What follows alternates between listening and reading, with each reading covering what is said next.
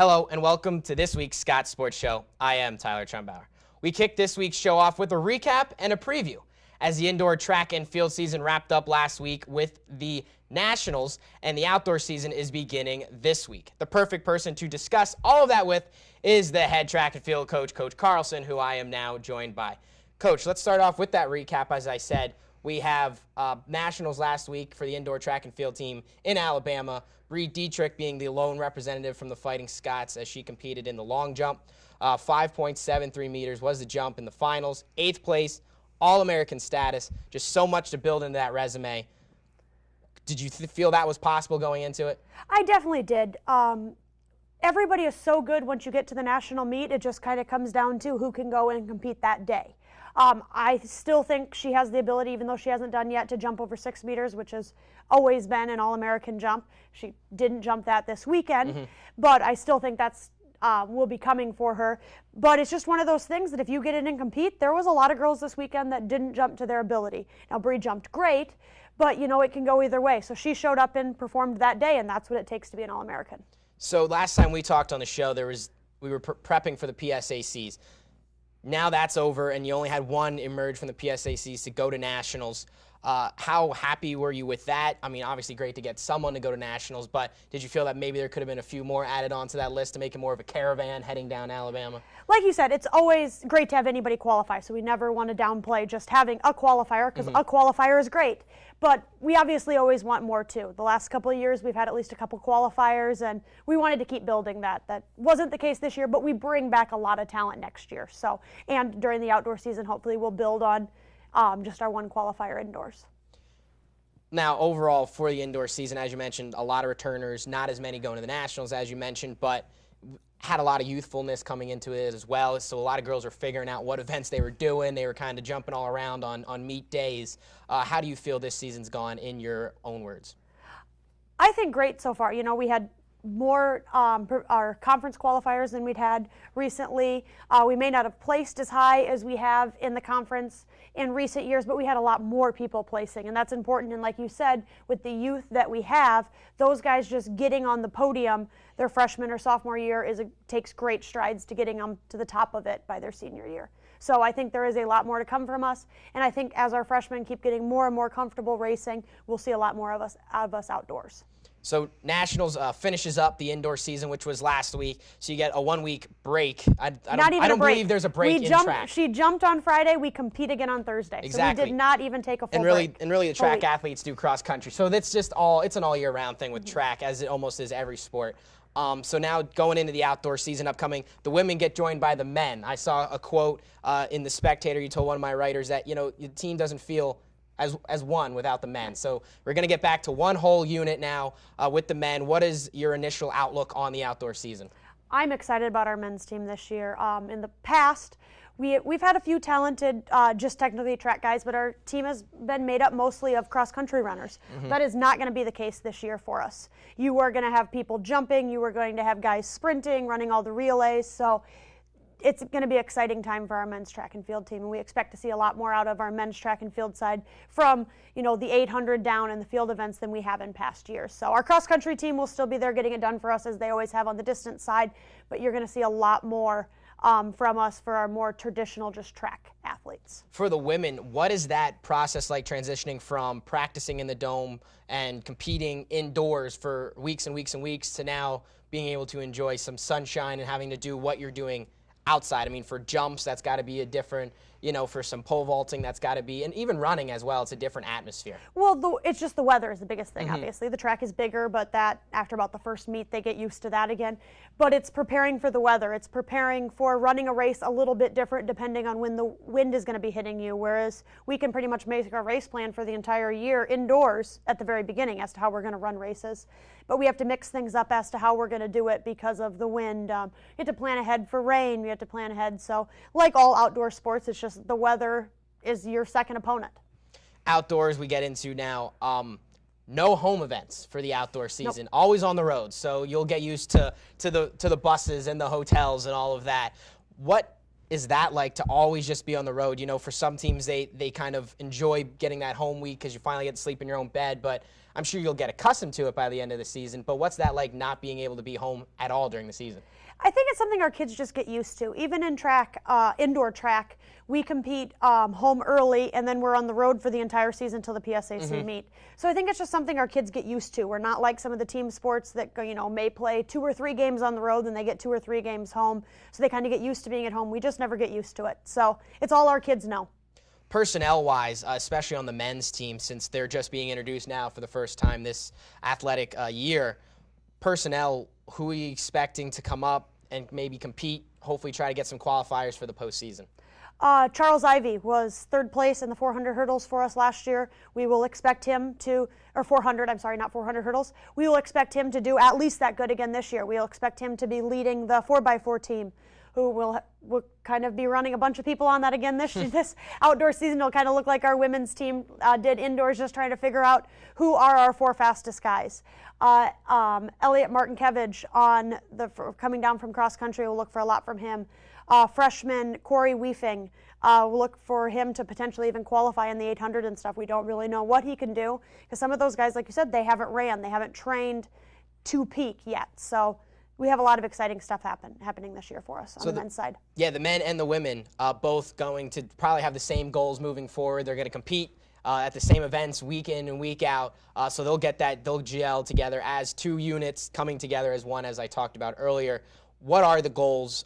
Is it the same as indoor, just trying to add on to that qualifying list each and every week, or what is it for the upcoming outdoor season? No, it's definitely always just the same goals. We want to get more and more people every week qualifying for the conference meet. On our top kids, we want to get more and more of them on the national list. Even if they're not going to be a national qualifier, it looks good to have a lot of names on that national list. And our ultimate goal when we get to the end of the season is as many national qualifiers as we can, and then we go from there trying to turn our national qualifiers into All-Americans. So it's just a step every week to try to get more and more people on all those lists. Let's see if we can get the first step done this upcoming week, Coach, as you start off in North Carolina at the 49ers Classic down there. Let me know how the weather is. I'm going to be hopeful for you. We're looking at rain the beginning of the week, but after that it's looking sunny. Sunny in 50s or 60s, so that's warm for us. Exactly. I mean, breaking out the tank tops and the shorts there. Thanks, Coach. I appreciate it, and good luck this season. I'm sure we will be talking soon. Stay tuned, as after the break, we will preview the Division I Wrestling National Championships with head coach Tim Flynn. The NCAA Division II student-athlete experience goes beyond the classrooms and playing fields. It means a commitment to service and community, helping organizations like the Make-A-Wish Foundation by raising money to help grant the wishes of children with life-threatening medical conditions. Kids like Jacob. Some student-athletes gave of their time and their energy to raise the money. It was fun to meet Jeff Gordon. NCAA Division II, training student-athletes for lifelong achievement. I got no pulse for losing. Shocking. Drives it road all the time. Just had a few drinks. This can't be happening. Are we clear? Clear. We just buzzed. Just buzzed? You didn't tell us that, sir. You're right. This isn't happening. You'll be fine. I feel good. Really? No, not really. Buzz driving. Clear. Maybe we should stop acting like it's no big deal. Shocking.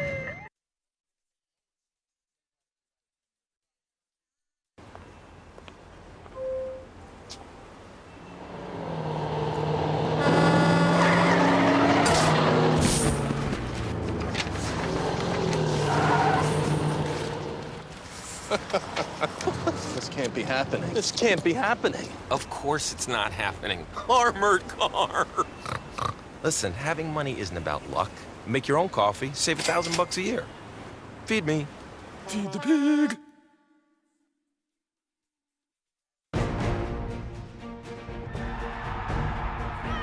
NCAA Division II has much to cheer about, as nearly 100,000 student athletes compete with passion and pride.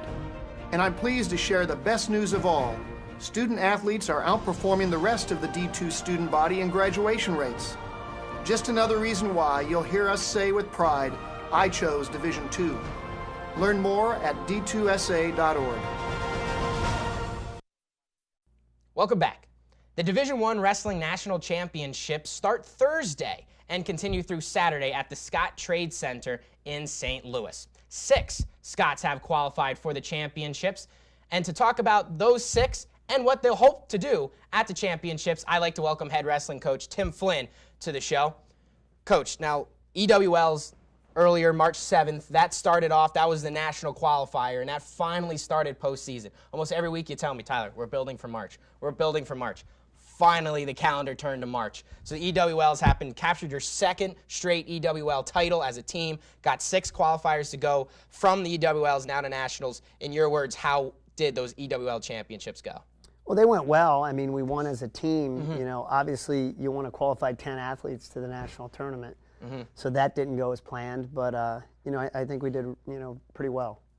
Now, the 6 that are going to emerge from EWLs to move on to this upcoming week are going to be straight through. They're going to be Corey Mines, Mitchell Port, AJ Shop, Dave Habit, Vince Pickett, who won at 197, and also Vic Avery at 184. It's going to be moving on as well. Those 6, I mean, a lot of those are the usual characters you'd expect to be still competing. Vince Pickett, though, to come back at 197, I know we talked and you said he wrestled a lot of guys he faced during the year, so he kind of had some intel on him and kind of worked through the right way and built back against him. But how happy are you to see him still wrestling now late in March? Well, I'm real happy. I mean, I'm happy for all 6 of them. But, you know, Vince had an up and down year, and you know, I think he wrestled well at the qualifier, which is really what your goal is, to, you know, to continue to grow and peak at the end. And, you know, it looks like he's doing that.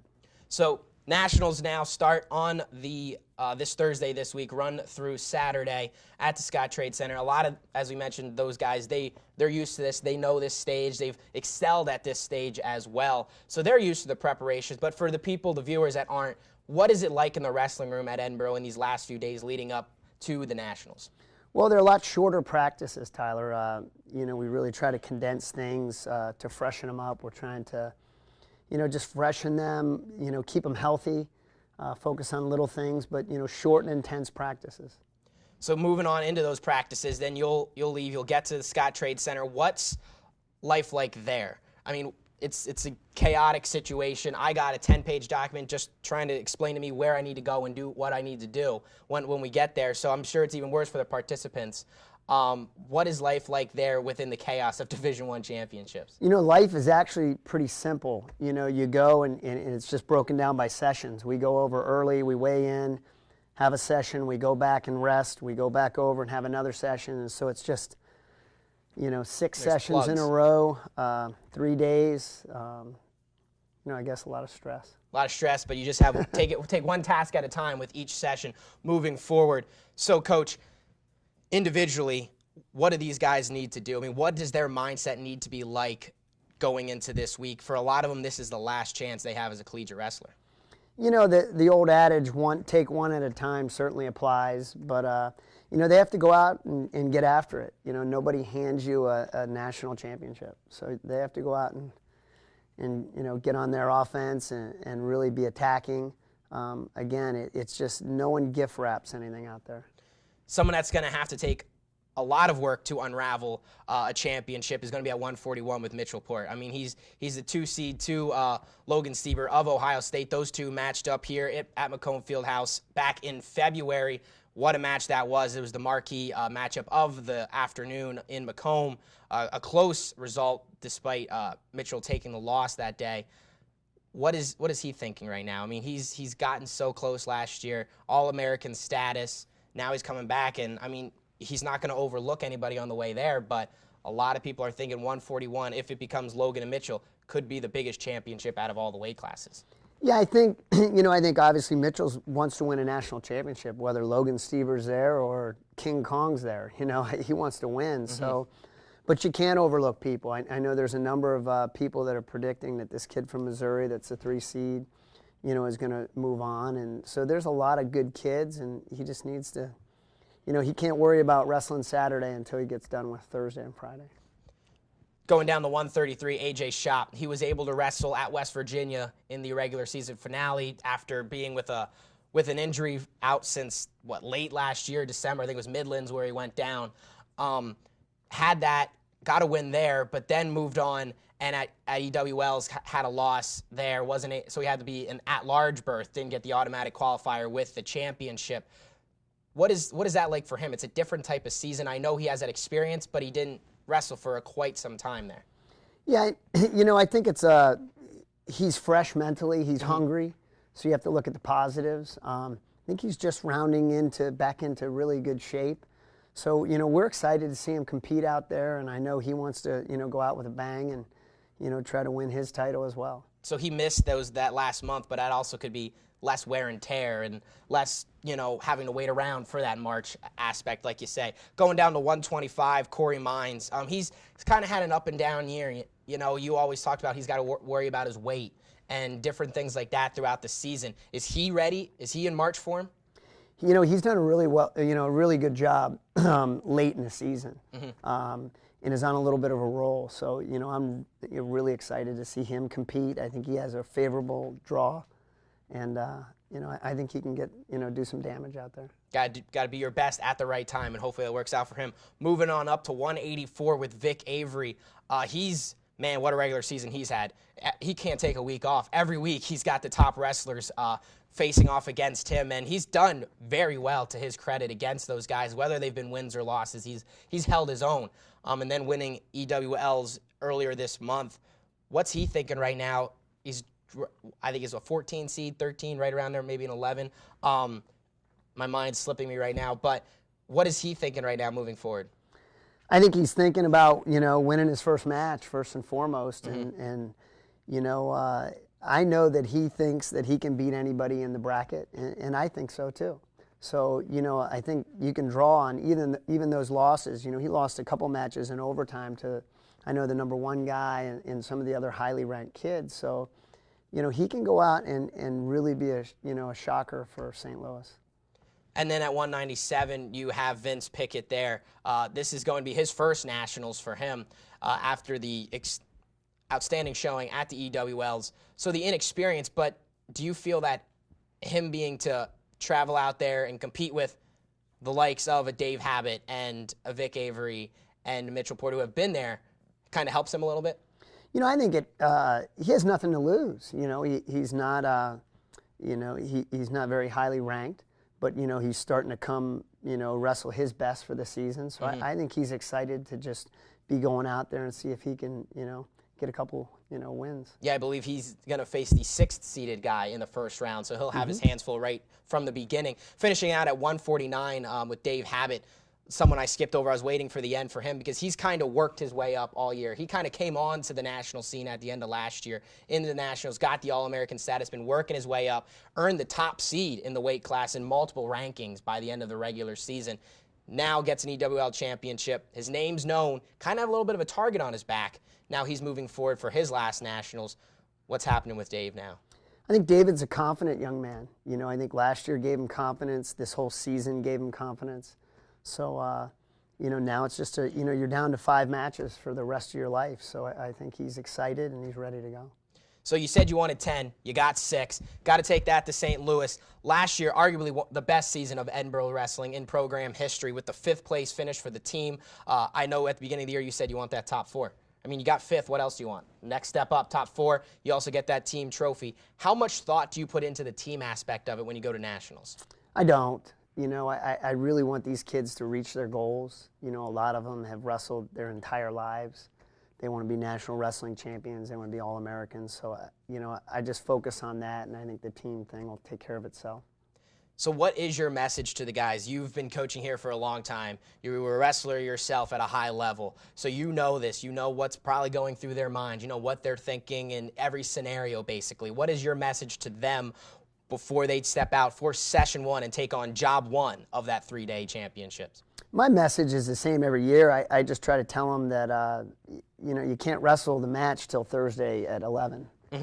So, really worrying about it, thinking about it too much outside of the practice room is counterproductive. Just, do your work and try to relax, and we'll wrestle on Thursday. And all 6 of the Fighting Scots will try to do that, Coach, with you and your staff's tutelage moving forward. So thanks, Coach. I appreciate it, and good luck in St. Louis. Thanks. You can catch every second of the championships on the ESPN family of networks. The early sessions will be on ESPNU and ESPN3, with the semifinals and finals being broadcast live on ESPN at 8 o'clock on Friday and Saturday. We're going to take a quick break. And on the other side, senior swimmer Staci Schrecongost Don't say that twice, will join me to recap her outing at the Division II Swimming and Diving Championships last week in Indianapolis.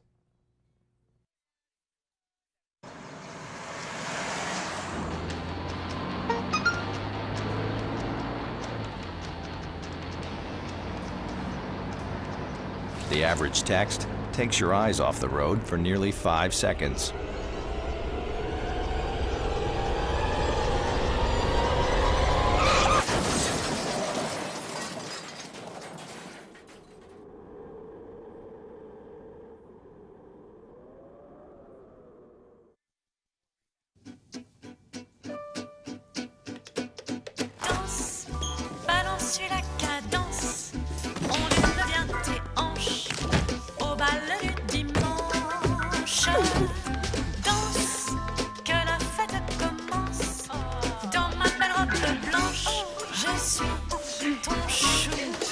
You didn't give up on sex. Don't give up on birth control either. There are more methods than you think. Find yours at bedsider.org.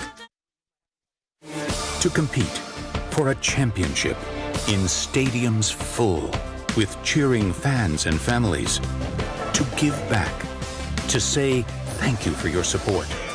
To learn, grow, and prepare for the future. Ask any NCAA student athlete what they want, and this is what they'll tell you. Ask these student athletes, and they'll say with pride, I chose Division II. NFC, AFC, offensive linemen, defensive tackles, quarterbacks, and cornerbacks are all living united to ensure the academic success of millions of kids in our communities all the way to graduation day. But that won't happen without you. So take the pledge at unitedway.org. Make a difference in the life of a child. Suit up like your favorite NFL players and become a volunteer reader, tutor, or mentor with United Way. A few weeks ago, Staci Schrecongost was happy with being a PSAC champion and having that end her swimming career. But that wasn't it, Staci? No, there was more. The senior qualified for nationals and competed in the 100, 200, and 500-yard freestyle events. So you were a little busy out there in Indianapolis last week, Staci. And for your accomplishments out there, which we'll get to, earned you Female Athlete of the Week for Edinboro University. So congratulations on that nod as well. I'm sure that's kind of trivial compared to what else you did out there at the national championships. So let's start off. You qualified in the 200. Correct. That was your big event, was the 200. You were seated 12th, finished 7th, Yes. earned All-American status. Correct. Did you feel that was plausible going in? Yeah, but just because my ultimate goal, my dream was always to be able to probably say that I could qualify and be an All-American. So I went in with an open mind. I've never swum a race so carefree before. I've always gotten the jitters and stuff. But I was like, this is it. Like, what do I have to lose?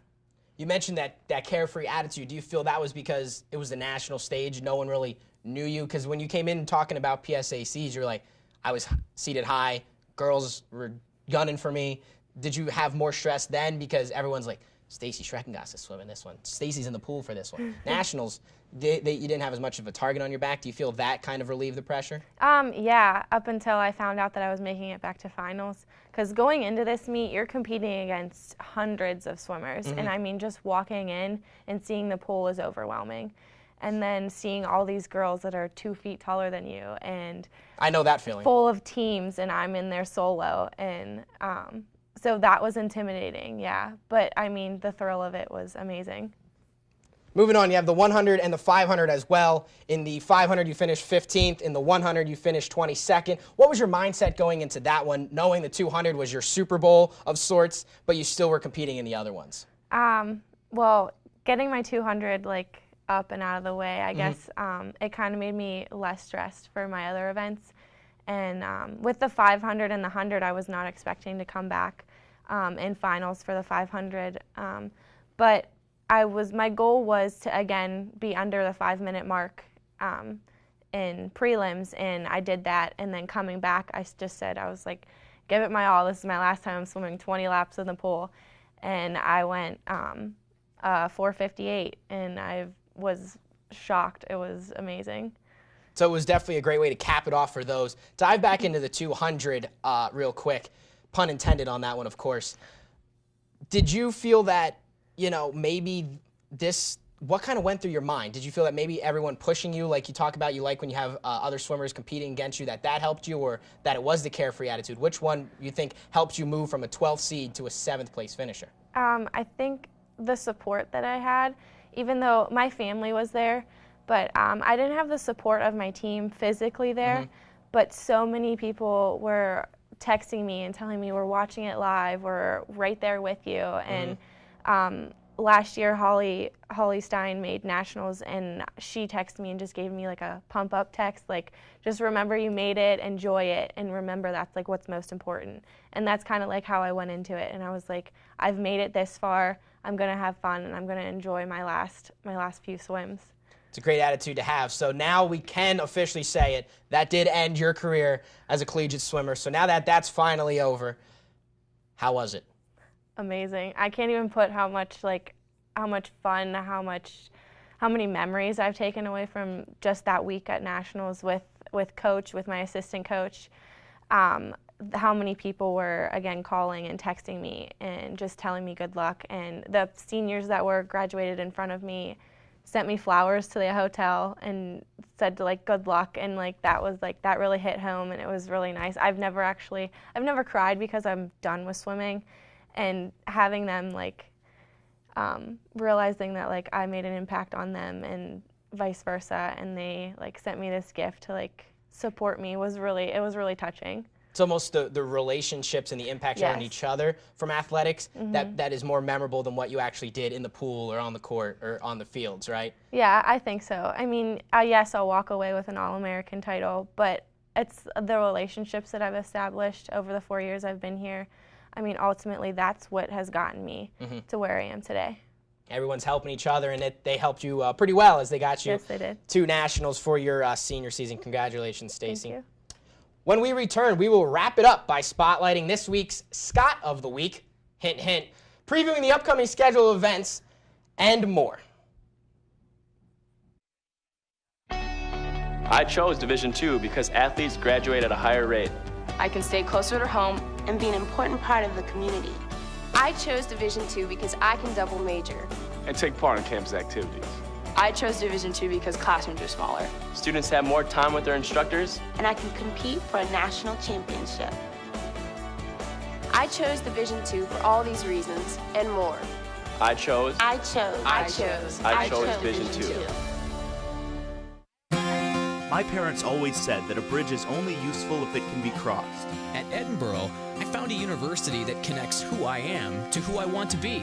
A school that's affordable, with excellent professors and nationally recognized undergraduate and graduate programs who give personal attention to my success. Edinboro is also a place with great traditions and big-time school spirit. Edinboro University. It's the bridge to your destination. Choose excellence. Choose Edinboro. Apply online at edinboro.edu. Congratulations to Staci Schrecongost for being named this week's Female Scot of the Week. We have no male Scot of the Week this week. Now let's take a look at the upcoming schedule of events for Edinboro Athletics. The wrestling team, as we previewed with Coach Flynn, has nationals on Thursday, Friday, and Saturday. Track and field will get started on Thursday. And then also tennis and softball hopes to get underway and playing on Thursday and Friday as we continue into the weekend for Saturday and Sunday. But in the spring sports season with the weather and the snow, you never know what's going to be played. But definitely wrestling and track and field will get the job done over these next few days. So try to make it out to an event and support Edinboro student athletes this week. That's all we have for this week. Thanks for watching, and go Borough.